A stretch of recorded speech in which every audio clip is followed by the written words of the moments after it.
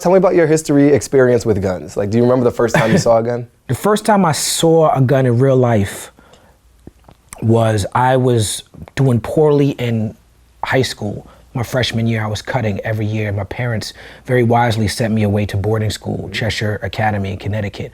But in order to be accepted to the school, I had to go to the summer school first. Right. And in case people don't know, small towns in Connecticut can be violently racist.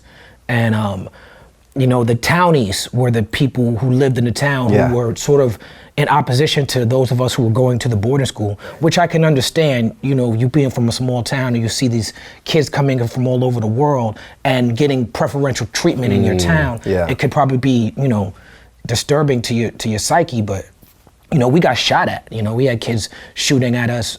We would go from the school to 7-Eleven and Friendlies. First, it was like they would throw rocks, they threw beer cans, but there's one instance where a kid pointed a gun outside of a car window and was shooting at us. Did anybody get hurt? No, no one got hurt. I grew up in Brooklyn, New York, but the first time I saw a gun was in an affluent town in Connecticut because we showed up. You know what I'm saying? That's the welcoming committee. Yeah. So in the world of hip hop, guns are infamous. And so many artists reference it, whether it's a part of their lives, whether they're putting on an act. That has not been a significant part of your work, but where do guns show up in your work? It's funny because the type of work I do, you know, I speak on certain subjects and topics that get people upset. Right. And so people try to find chinks in my armor. And a lot of times to try to prove that I'm contradictory, people will reference lyrics of mine that they see as violent.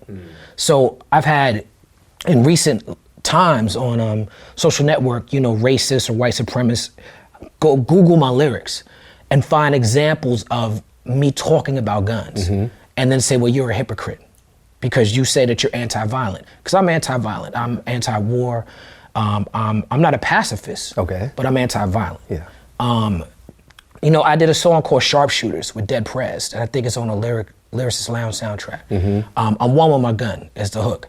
And it's talking about, you know, people who are oppressed and people who feel threatened and their relationships with their firearms, particularly in a country like America that is, you know, America thrives on the image of the gun. You dove in more significantly outside of the art in this recent Billboard letter after the Pulse nightclub shooting this summer. There's several hundred artists signed on to a letter calling for Congress. It was an open letter to Congress to pass more aggressive background checks and to prevent people on the terrorist watch list from getting guns as easily. Right. What drove you to add your name to that list?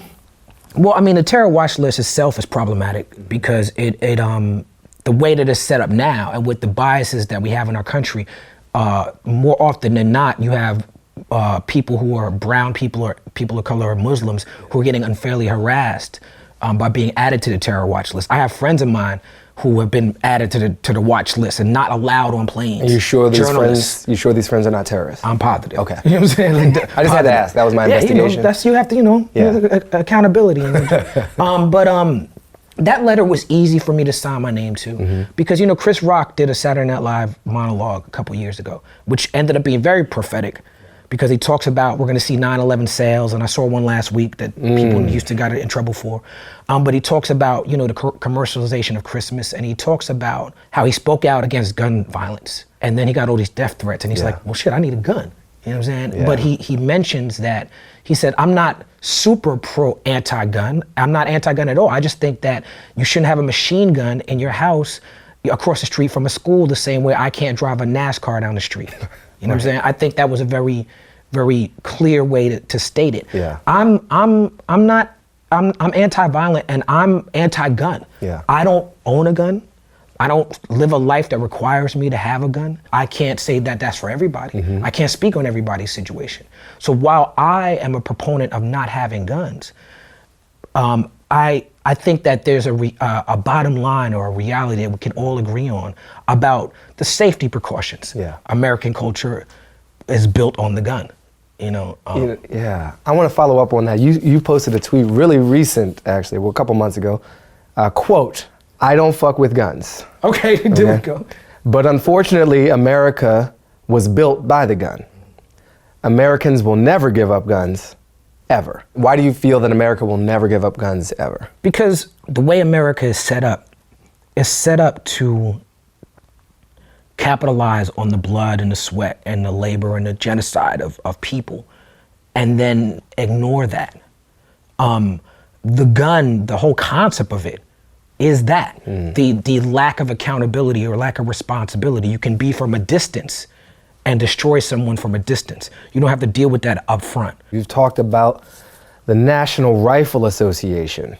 You know, you said that they used to support gun control back when Second Amendment rights were exercised by the Black Panthers. You know, the NRA is obviously today anti-anything. You can't even think the term gun control without them showing up and threatening to defund your political campaign.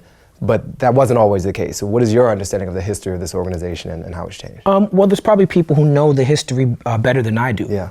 But from my understanding, SWAT and the whole, gun control debate started around policing the Black Panthers. But these young brothers from Oakland knew enough about the law to say we have every right to defend our communities, to defend our homes, to walk around openly carrying guns. You know, from what I understand, the SWAT team was created as a result to respond to these flamboyant sort of, uppity Negroes who were walking around brandishing weapons. I've looked for the origin of this quote and I can't find it. Yeah. But the quote is, when you're used to privilege, equality feels like oppression. And when you see Black people brandishing weapons equally, you all of a sudden feel oppressed. That's the definition of privilege. So oppressed that you now have to violently oppress these men for standing for equality. And you have to, it has to become policy now. The racism isn't just go home nigger, but it has to become organized, it has to become policy, and it has to become legal, and it has to become status quo for you to say that those niggers shouldn't have those weapons. We didn't mean it for them. How have you seen this country's conversation about gun violence and gun control shift throughout your career? There have been some different waves along the way.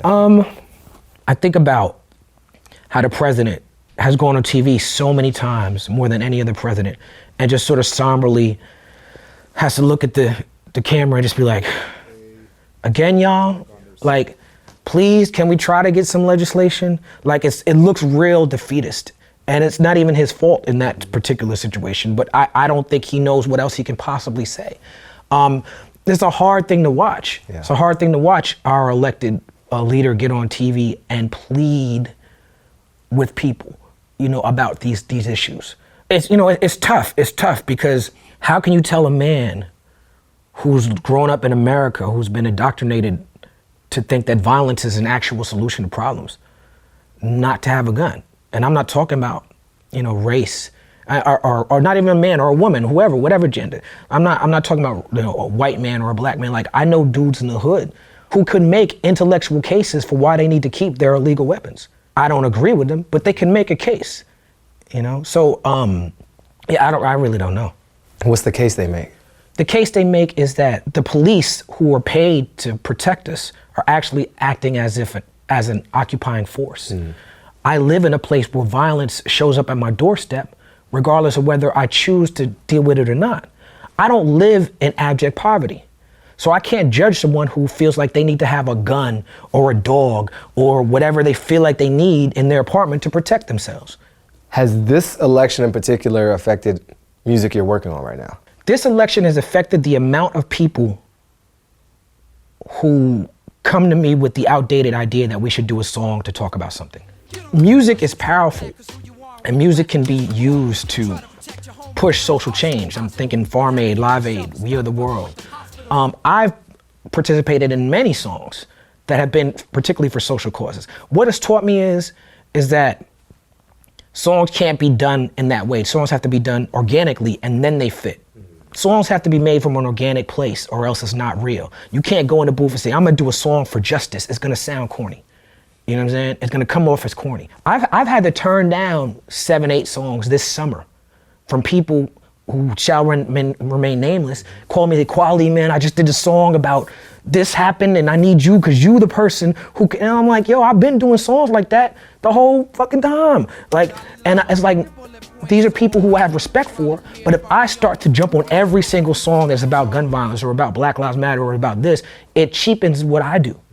It's just interesting how I get calls to do these radio programs and this, and I mean, you know, Spotify always shows me love, but as far as everybody else, you know, sometimes people only call me and Immortal Technique and certain other artists when there's a tragedy. And so that's what I've noticed.